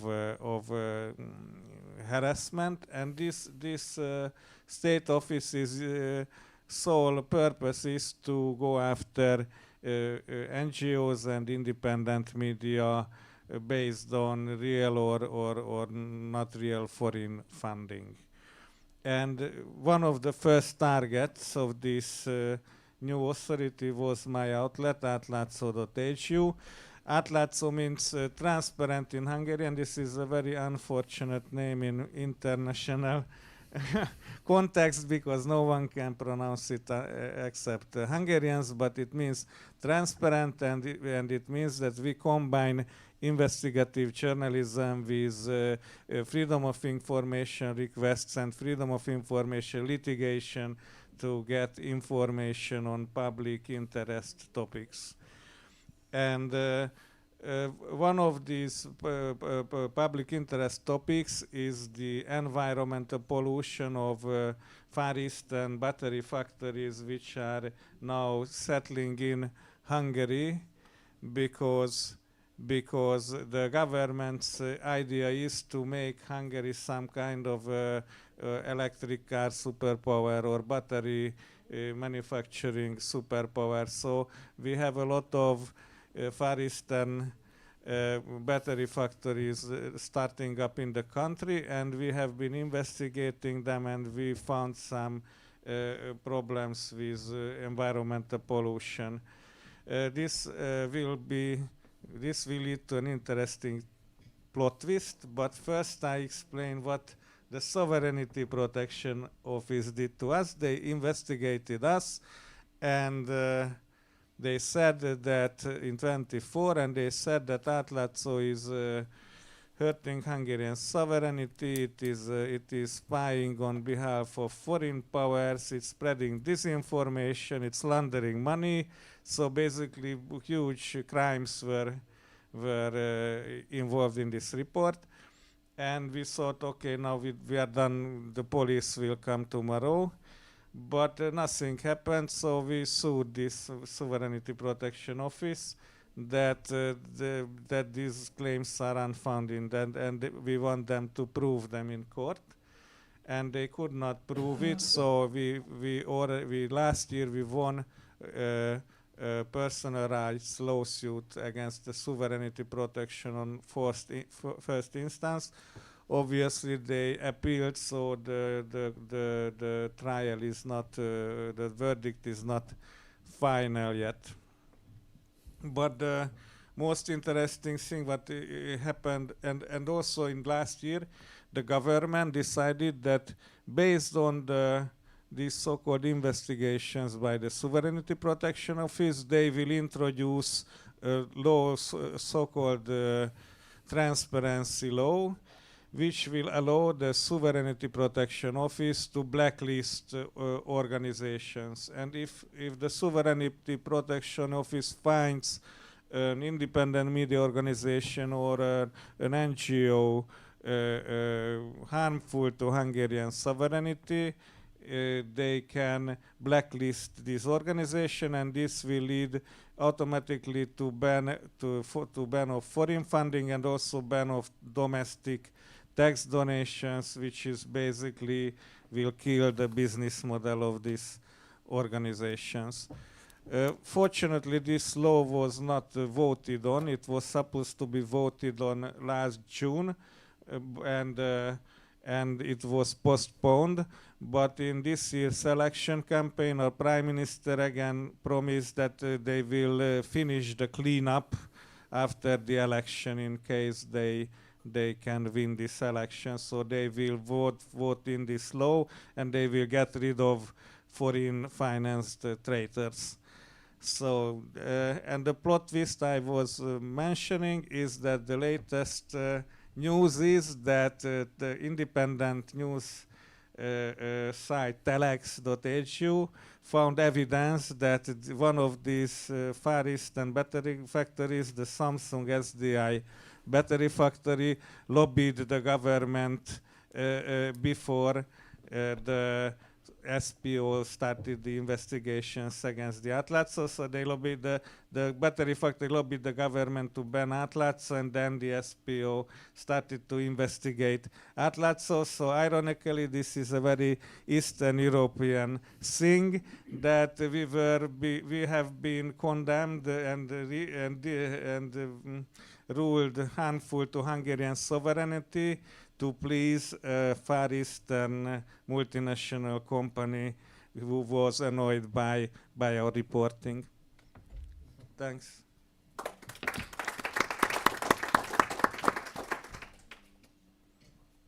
Okay, so hello everyone. My name is Dragana Obradović, and I'm coming from BIRN. As Tom said at the beginning, it is investigative outlet with many awards, but it is also an investigative outlet that only last year had spyware attacks, physical attacks against its journalists, targeted online campaigns, 5 lawsuits, smear campaigns happening every day. But I'm not here today only to speak about what's going on in my newsroom. It is just one paradigmatic example of basically what is happening with Serbian independent media in general, and to call for close monitoring because actually after the first panel that we had with colleagues from Azerbaijan and Georgia, honestly, like I recognize features of these systems being created in the Serbia at the moment. Like it all sounds very familiar, speaking about the labeling journalists as terrorists, as organized crime group members, propaganda instigators, also talking about masked law enforcement. I'm reading because I was writing notes of what colleagues were saying. broken cameras, journalists being beaten, it all sounds very familiar for what we're facing in Serbia at the moment. And I think it's probably important to tell to the colleagues that are not following so closely maybe political developments in Serbia, that this is all happening in a backdrop of protests that are lasting for a year and a half at the moment in the country, which started as a student-led protest and raised into, I would say, like a public movement that goes beyond that, because today only, if you look news in Serbia, you will see that there is a protest of farmers, that you have farmers detained for protesting. Then you also have a protest in support of detained farmers, that you have a student list reporting being intimidated and pressured in the preparation of the local elections, and also accounts of teachers losing their job because they supported their students. So it is only from today's news that I browsed like quickly on our way here. So I would say we are not anymore speaking in Serbia about like democratic backsliding.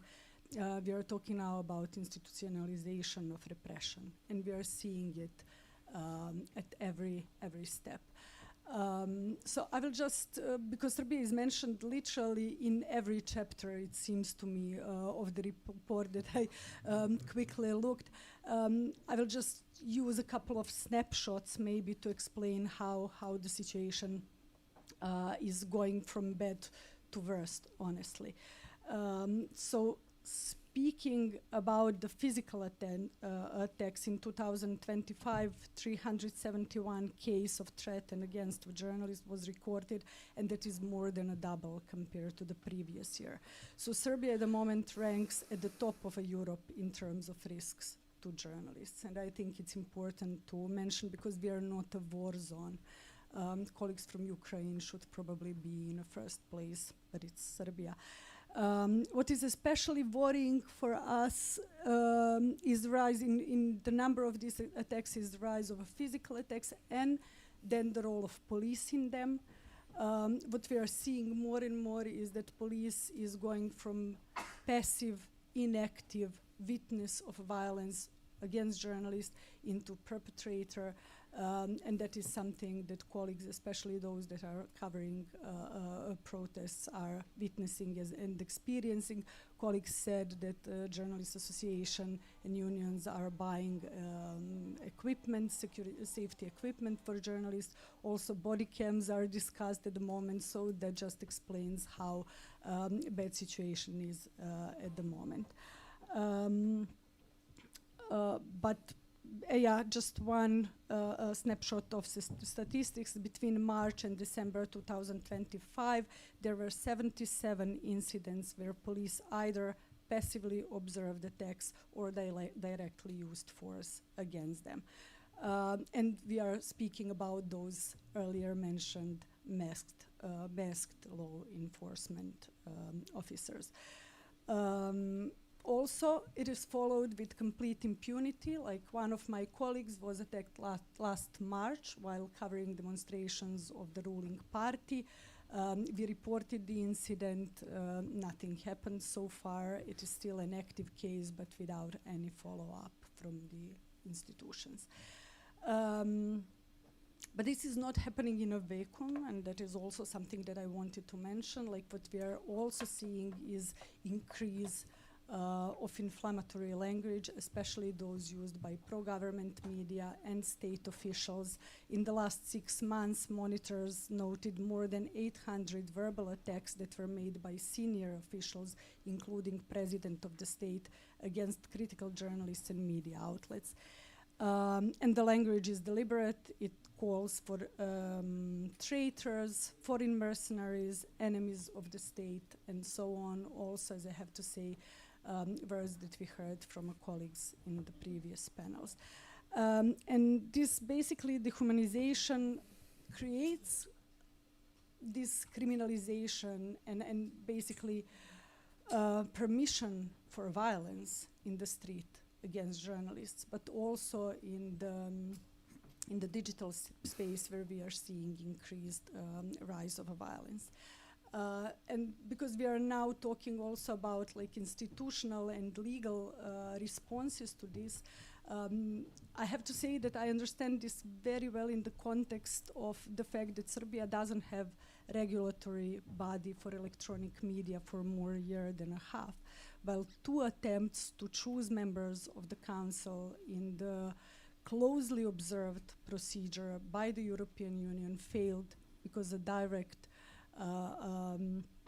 a direct consequence of the government compromising this process, because it is not in their interest at the moment to have any control over the narrative that is created. And what we are seeing, this is something new, and I very much see it as a positive sign, is that the regulator from a neighboring countries like Montenegro or like Bosnia are getting off the grid media from Serbia that are instigating hate speech, propaganda, and so on. So that is like for us very encouraging sign that basically a consequence of that is recognized. But in Serbia, I think we will wait a bit longer until this kind of language is stopped. Just as one detail, that the NGO, or let's say government-instigated non-government organization, published a list of 45 individuals, journalists, intellectuals, that was described by human rights advocates as a target list that they said they are investigating at the moment, and the founder of that very gong organization is our Minister for European Integrations at the moment. So that is something that European Union should have in mind while talking to Serbia about our accession process. At the same time, systemic pressures are tightening. At the moment, Serbia has 33 active SLAP lawsuits. 15 of them raised last year, 5 of them against journalists. And when we talk about SLAP, I tend to calculate numbers together because we are seeing increased number of SLAPs against activists. And in these cases, it's important to mention that the state and state institutions are the biggest slappers. I'm inviting you to watch the documentary. It's not that BIRN did it, but it's really good about the slap. It's called Slapping in the Name of the People, that we released last month. You can find it on our YouTube channel of BIRN Serbia. It also has English subtitles, and I think it explains very well the nature and the consequences of slaps on the activists and journalists as well. BIRN Serbia at the moment has 5 slap lawsuits. Interestingly, 2 of them are coming from Belgrade mayor. He was named like the biggest European slapper last year, and he is asking for 100,000 euros for 2 articles that he himself admits are factually correct, but he nevertheless felt that his reputation was damaged by something that is factually correct. But what is even more dangerous is that we are seeing criminal charges against journalists as well. A judge of the Court of Appeal sued my colleagues from CRIC, another investigative outlet from Serbia, seeking not only financial damages but also prison sentences and occupational ban for journalists. So I think it's very important to keep this in mind, that this situation escalates. Also, like, I have a long list of atrocities here, not even sure if I will have time to go through all of them, but I will just try to talk about some things that are relatively new and that we are seeing. For example, when it comes to the access to information, increased retaliation against whistleblower, journalist sources, institutional insiders that dare to speak. To independent journalists, and in 2025 we've seen like a wave of people being left without the job, including 25 journalists coming from the public service, but also telecom media. Telecom is a state-owned cable operator from Serbia that has a huge concentration over the cable channels, and journalists were disciplined for basically not not disobeying to the orders, how to report. Dragana, I'm going to have to, we're unfortunately running out of time. So speaking about SLAP, speaking about Spyware, that is another thing, like just to mention that we have domestically developed spyware that was discovered at the end of 2024 and without any official reaction yet, so it just proves that basically all the institutions are captured. Speaking about media pluralism, one very important thing to be observed is potential government involvement in relations between Telekom Serbia and the owners of United Media. That was the case that was discovered by journalists, part of a tapped conversation between two directors that were talking about their plan to weaken N1 and Nova S TV channels, which are of critical importance for plurality of a media content in Serbia. So these are just some cases that we monitored in 2025 and that are showing how systemic grip over media is tightening. We are also now in the pretext of ENFA entering a new Dragana, I'm process. really sorry, we're not going to have time to have the last speaker if we don't just finish very quickly. To finish my sentence, and basically, like, that process should be closely monitored. So if we are talking now about like what Europeans should do, they should definitely recognize that this process is not like genuinely a reform process, but is instigated with the attempt to further use the laws against independent and critical voices. So thank you.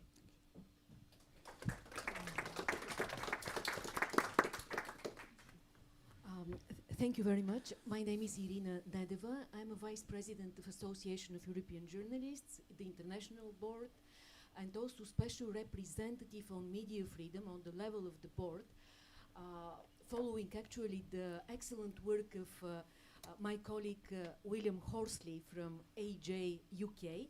And I will try very briefly to present what are the systemic pressure what is the systemic pressure on public service media.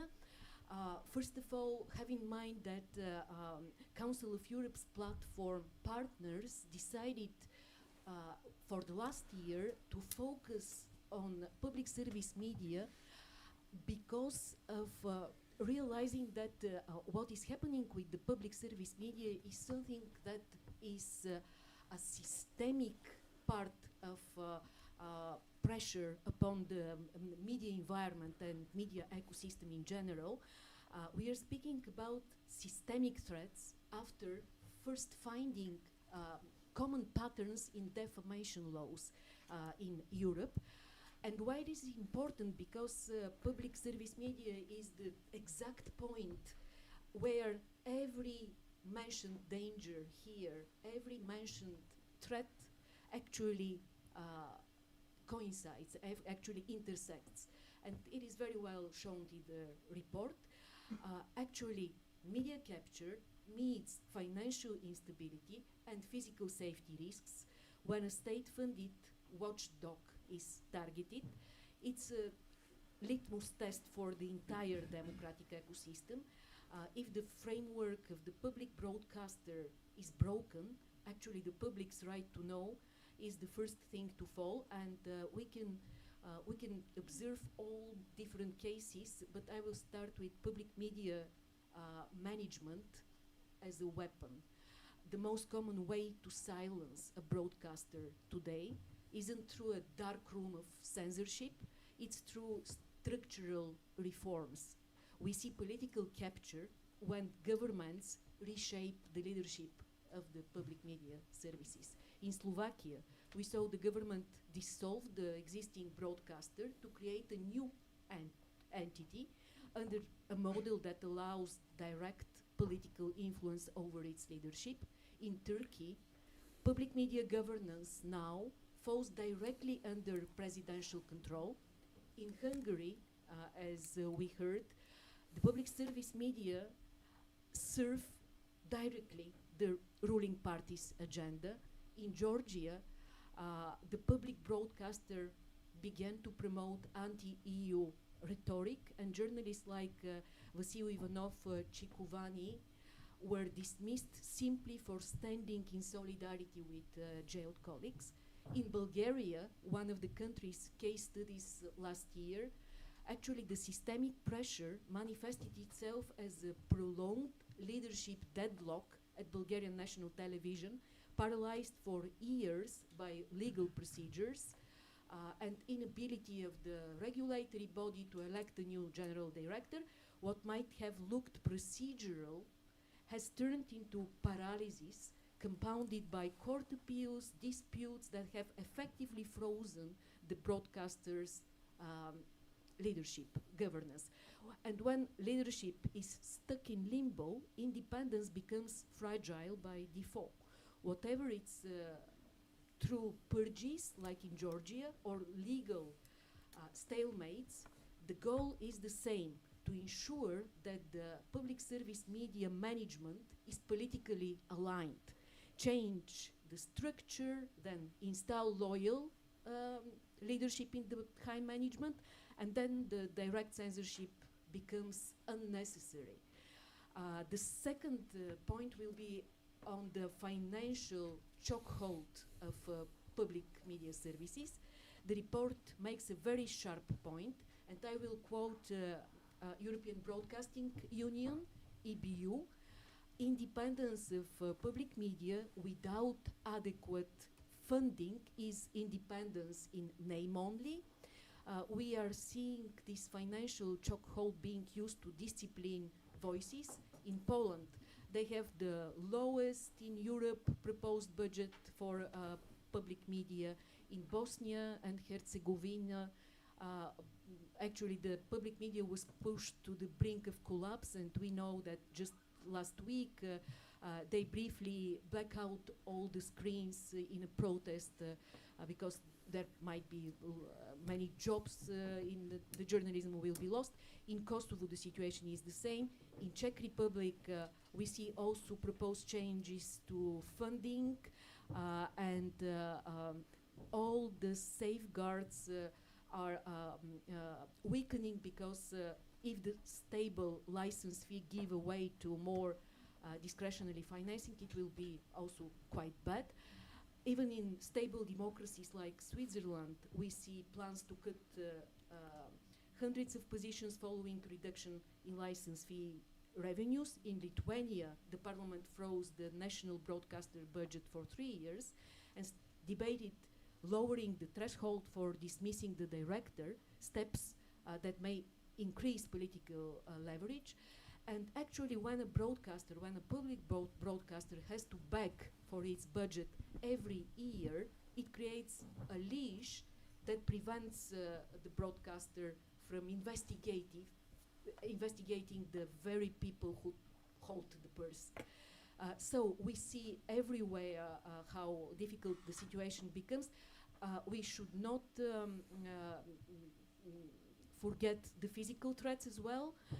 Last year, the car bombing of Italian RAI investigative journalist Sigfrido Ranucci showed that the public media journalists can face direct political danger when their reporting challenges powerful interests.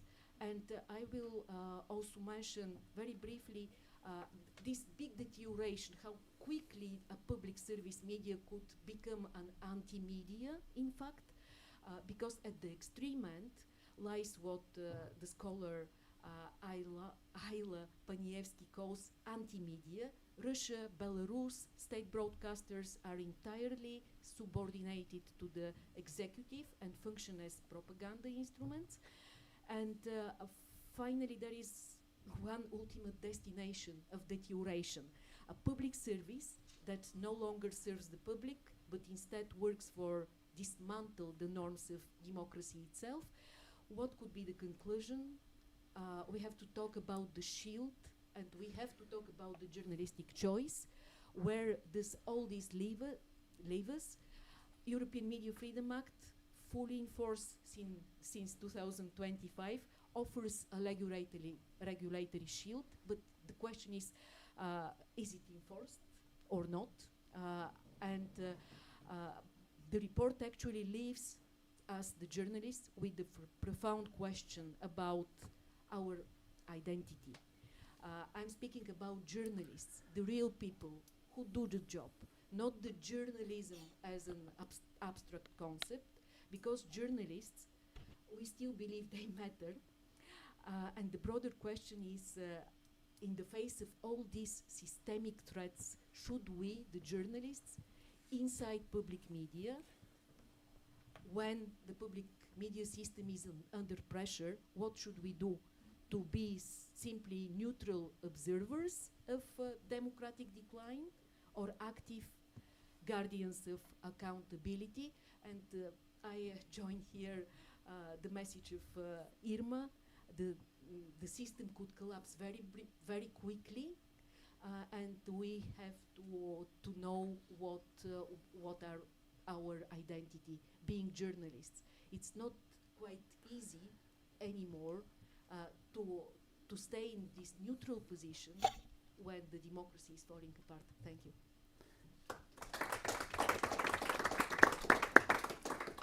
Thank you very much. Unfortunately, we have a hard time frame deadline, if you like, which is midday, and we have to stop the event. But I think that we have lots of questions that were raised.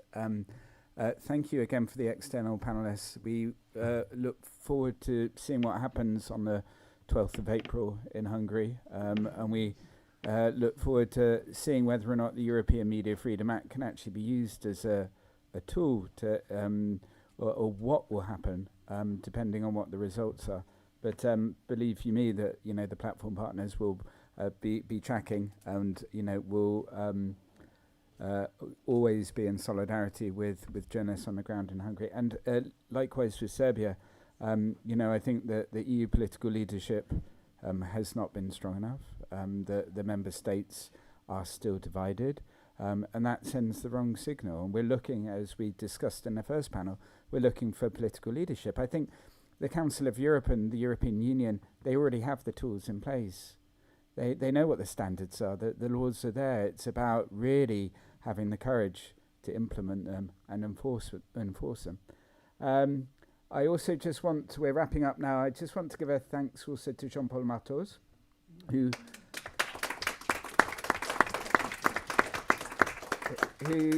coordinates the annual report. His patience is endless with us. He does an incredible job of bringing this all together, and it's great to have him as a de facto member of the platform in his editorial role. And I would like to just lastly finish with what Flutura said. For people listening online, I do apologize that we don't have time to answer your questions, but we do need to wrap up. But please do take the report, use it, come to us. Let's try and address what Aidan White raised in terms of improving our outreach. Let's go and work with those people who need to hear this message. Take the report, read it, come to us with questions, think of ideas for ways that we can work with you. Thank you again to all the panelists. And we have a quick question, comment from Flutura. It's not a question. Thank you so much, Tom, for moderating the event, for standing there 2 hours, and for managing all of us. So thank you.